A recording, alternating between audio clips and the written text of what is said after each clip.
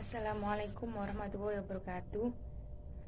Perkenalkan, nama saya Agnes Noviani dari Prodi PGSD semester 7 dari Universitas Nahdlatul Ulama Cirebon.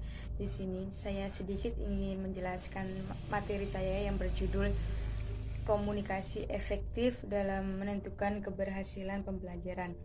Komunikasi secara umum merupakan suatu proses penyimpanan pesan antar dua orang atau lebih. Pesan yang disampaikan dapat berupa komunikasi lisan, komunikasi tulisan, komunikasi verbal, dan komunikasi nonverbal. Komunikasi tulisan suatu proses menyampaikan pesan komunikasi dengan menggunakan kata-kata dalam bentuk tulisan yang memiliki makna tertentu. Jadi dapat dikatakan bahwa komunikasi tulisan adalah kegiatan komunikasi yang menggunakan sarana tulisan yang dapat menggambarkan atau mewakili. Komunikasi lisan termasuk ke dalamnya adalah menulis dan membaca. Dan komunikasi efektif dalam pembelajaran merupakan proses transformasi pesan berupa ilmu pengetahuan dan teknologi dari pendidik kepada peserta didik, di mana peserta didik mampu memahami maksud pesan sesuai dengan tujuan yang telah ditemukan, sehingga menambah wawasan ilmu pengetahuan dan teknologi serta menimbulkan perubahan tingkah laku menjadi lebih baik. Pengajar adalah pilihan yang paling bertanggung jawab terhadap berlangsungnya komunikasi yang efektif dan dalam pembelajaran. Dengan menguasai dan mengembangkan beberapa strategi serta teknik berkomunikasi secara otomatis akan meningkatkan kemampuan untuk berhubungan dengan berbagai macam orang.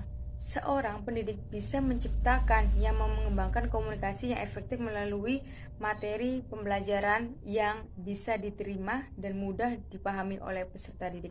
Dalam komunikasi pendidikan, seorang pendidik harus mempunyai komunikasi pribadi yang baik karena ini akan berpengaruh untuk menciptakan hubungan yang harmonis antara pendidik dan peserta didiknya. Seorang pendidik juga harus mempunyai peran yang penting untuk bisa mengendalikan kondisi kelas yang sehat karena merupakan tolak ukur keberhasilan. Bahasa tubuh merupakan bagian yang sangat penting dalam komunikasi manusia, yang merupakan bagian komunikasi nonverbal untuk dapat menyampaikan pesan-pesan sendiri. Kita bahkan bisa memahami maksud komunikasi seorang melalui bahasa tubuhnya. Hal ini yang penting dari bahasa tubuh dalam komunikasi umumnya dan komunikasi antar pribadi khususnya adalah membantu efektivitas komunikasi kita.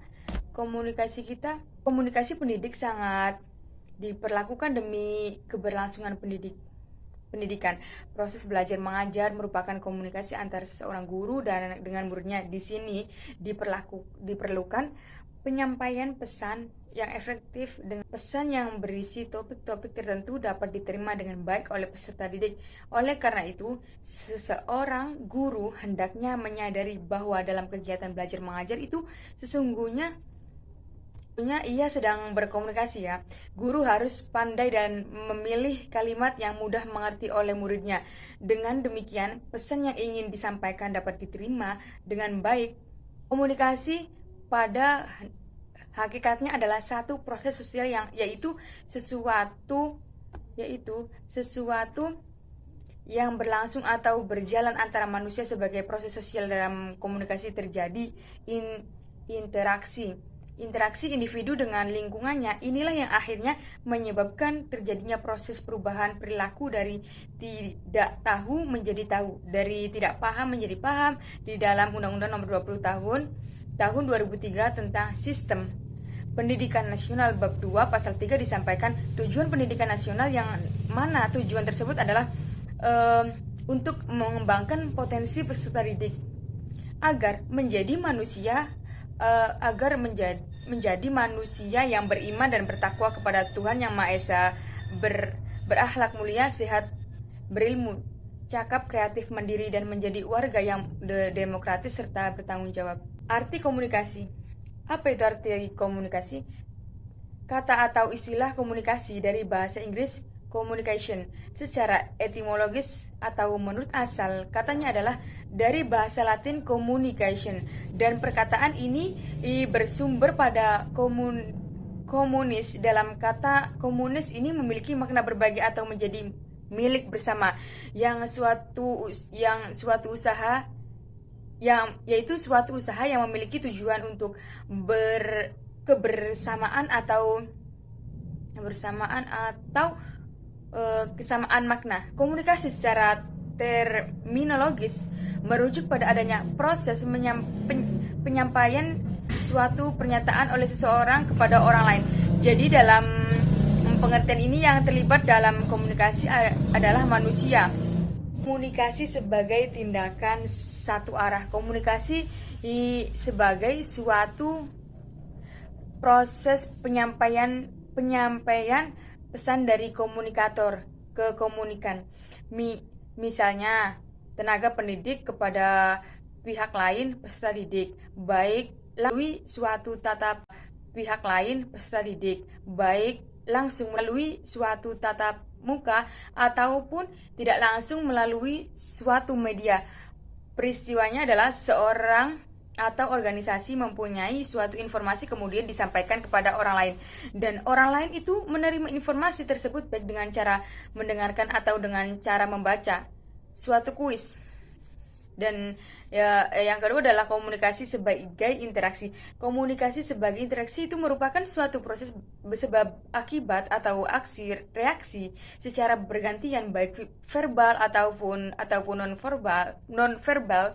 Misalnya seseorang menyampaikan informasi kepada pihak menerima yang kemudian memberikan dalam artian memberikan respon atas informasi yang diterimanya. Itu untuk kemudian pihak pertama bereaksi lagi setelah menerima pembicaraan. Tujuan komunikasi yang pertama adalah untuk mempelajari secara lebih baik dunia luar, seperti sebagai objek, peristiwa, dan orang lain. Meskipun informasi tentang dunia luar ikuti kenal umumnya melalui mass media, tetapi hal itu pada akhirnya seringkali didiskusikan, dipelajari, internalisasi melalui komunikasi dalam pembelajaran nilai-nilai sistem kepercayaan, dan sikap-sikap nampaknya lebih banyak dipengaruhi oleh pertemuan internasional daripada dipengaruhi media bahkan sekolah.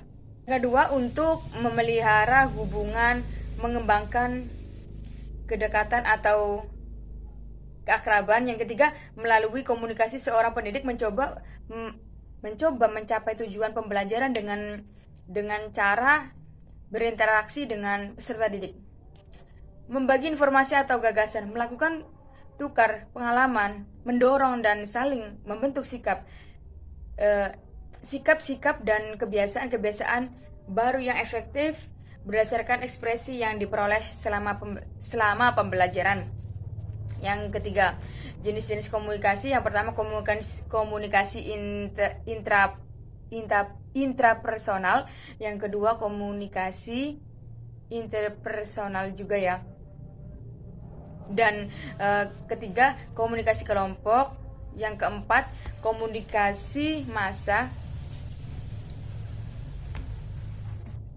Dan bentuk komunikasi berdasarkan adanya media atau tidak, komunikasi langsung dan komunikasi tidak langsung. Yang kelima, yang terakhir, model proses berkomunikasi. Secara sederhana, komunikasi dapat dipahami sebagai suatu proses atau aliran mengenai suatu pesan atau informasi bergerak dari suatu sumber komunikator hingga menerima komunikasi dan berlangsung dinamis. Suatu penyimpanan yang terjadi di dalam komunikasi pada dasarnya merupakan hambatan bagan di bawah image gambarkan sebuah proses komunikasi. Cukup sekian dari saya, dan kurang lebihnya saya mohon maaf apabila ada kata-kata yang kurang enak atau kurang paham dan kurang jelas. Kurang lebihnya saya mohon maaf yang sebesar-besarnya. Wabillahi taufiq wal hidayah. Wassalamualaikum warahmatullahi wabarakatuh.